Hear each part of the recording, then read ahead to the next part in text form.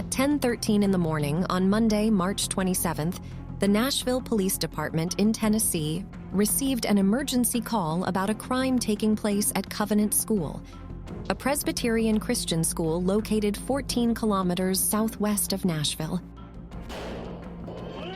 Move! Move! Watch out, watch out.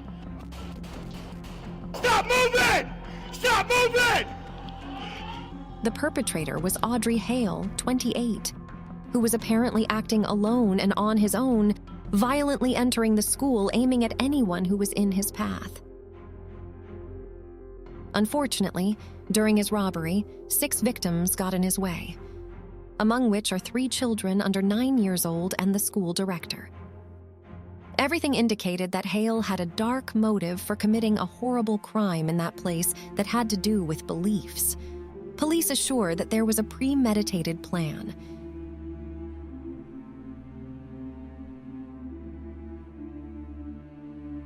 Yeah, so they got the call at 10:13, and by 10:24, they had engaged the suspect. As they arrived on the property, there were police cars being hit by gunfire. The suspect was in an upper level. It's upstairs. It sounds like it's upstairs.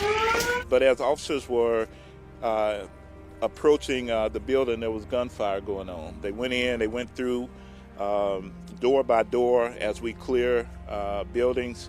They heard gunfire and immediately ran to that and then took care of this horrible situation.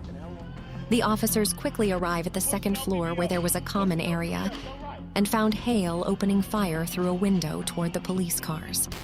It was there that he was by 2 officers. Just 14 minutes after the 911 call, the officers brought Hale to the ground.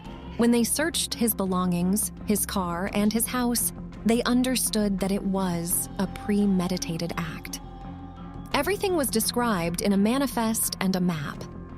So in the manifesto, there's several different writings about other locations. There were locations, there was talks about the school. There was a map of the school, a drawing of how potentially she would enter and the assaults that would take place. The manifest was quickly handed over to the FBI for study. Hale was thinking of carrying out more than one attack after making it out of the school alive. The planning was such that the map they found had surveillance cameras, entry points, and the step-by-step of everything that was going to happen that day.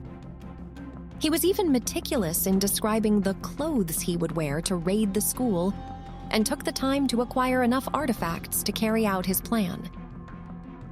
We've interviewed the parents of Audrey Hale, and we've determined that Audrey bought 7 firearms from 5 different local gun stores here legally. 3 of those weapons were used yesterday during this horrific tragedy that happened. About 20 minutes before the attack, at exactly 9:57 in the morning, Hale sent a message to Avriana Patton on Instagram, a former basketball teammate of hers at IT Creswell High School. They both knew each other from a very young age. I was just speechless. The impact of Avriana was because of the following message. I'm planning to end my life today. It is not a joke. You'll probably hear about me on the news after I pass. This is my last goodbye. I love you. I'll see you in another life.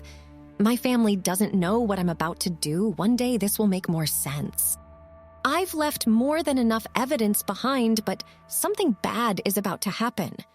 Avriana did not sit idly by and faced with Hale's alarming messages. She decided to make a call. If somebody can go check on her, only thing I have is her Instagram. Okay, unfortunately we can't send anything up without an address. I mean, can I give you her Instagram? Can y'all find her, track her that way? I can send an officer to speak with you and see what he can do, but there's nothing much we can do. The response from the authorities was disappointing. Avriana contacted the telephone line that helps prevent people from ending their life. However, she was minimally attended. And minutes later, 911 received the call about this horrible event. She was under care, doctor's care, for an emotional disorder. Law enforcement knew nothing about the treatment she was receiving. Now, with Avriana's message and the information about Hale's emotional state, the police will start making guesses, and they will put all their efforts into finding out what was Hale's motive: to perpetrate the school and claim the lives of 6 people. Hale left his house the morning of Monday, March 27, 2023, with only a red bag, nothing that could make his parents suspicious. He got into his vehicle and headed to school. Upon arrival, he calmly parked his car and got off in the direction of the school with 3 fire devices. He pulled the trigger inside the church and the school through the glass doors to enter the building. Once inside, he pointed at whoever was in front of him. 6 people had the misfortune of crossing his path. The first was the school's guard, Mike Hill. Then substitute teacher Cynthia Peak. Finally, the school director, Catherine Kunze, who left her office when she heard the ballistic sounds and ran into Hale in the hallway. There she tried to convince him not to continue hurting anyone else, but Hale wouldn't listen. He took the lives of 3 more people, children only 9 years old, Hallie, William, and Evelyn. The latter lost her life being a heroine. She ran into the hallway to turn on the fire alarm and activate the protocols. Thanks to this action of hers, her companions were saved and sheltered from the projectiles. Hale opened fire like a true professional, and police don't know how or when he received any training. He was ready for a real battle because he also took refuge on the 2nd floor to be on the lookout from a good angle when the police arrived. As it turned out, she had been hiding several weapons within the house. We also don't have a motive at this time. We feel that the students that were targeted were randomly targeted. There was not any particular student that she was looking for at the time of the incident. He was not looking to end the life of anyone specific at that school. Why would he commit this senseless act, silencing innocent people? What is still not known about Hale's life? Police consulted with Hale's family, but they did not believe there was a motive. His mother, 71-year-old Norma Hale, was the only one to provide statements. She said, "Right now it is very, very difficult. I think I lost my daughter today." Strongly believed there was going to be some other targets, including maybe family members, and one of the malls here in Nashville. What signs did they have to believe that the family was also one of Hale's targets? Both Norma and Ronald, 64, Hale's father, are staunch Christians. Norma is even the coordinator of the church they attend. Hale, for his part, was a transgender person. On his social media, he identified himself with male pronouns and used the name Aiden Hale.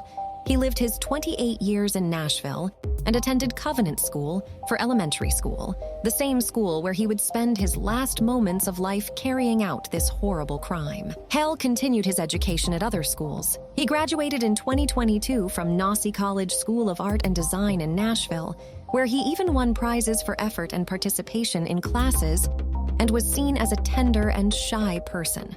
He worked as a graphic designer and also had a part-time job as a salesperson in a store. However, his parents' radical religious inclination and early education in a Christian school did not go unnoticed as Hale transitioned into adulthood. When he graduated from Nassau, he decided to make his gender transition, which outraged his parents. It even led them to ban Hale from dressing like a man at home, and they refused to call him Aiden, as Hale had asked them. Aiden was strongly rejected by his parents, who did not agree with accepting gay and transgender people into their community. The case shocked all of Nashville, but also the entire country, which continues discussing the regularization of citizens' carrying of lethal devices. If a restriction law had been passed, Hale would never have had 7 instruments of fire in his possession, and this regrettable crime would have been avoided. Even the president of the nation spoke out regarding what happened, and the First Lady attended a vigil that the school community and the authorities organized. Our police officers have cried and are crying with Nashville and the world. I have cried. Since 2009, there have been 306 mass crimes across the United States, leaving 1,710 fatalities due to at least one projectile impact in this type of assault.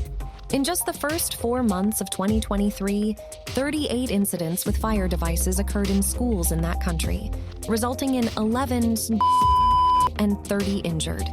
3 million children are exposed to these types of incidents every year. The United States numbers on the carrying of firearms are discouraging. Every year, almost 4,000 children and adolescents lose their lives from a projectile, whether in mass crimes, accidents due to misuse of equipment, or domestic crimes or vandalism. 15,000 of these children end up injured.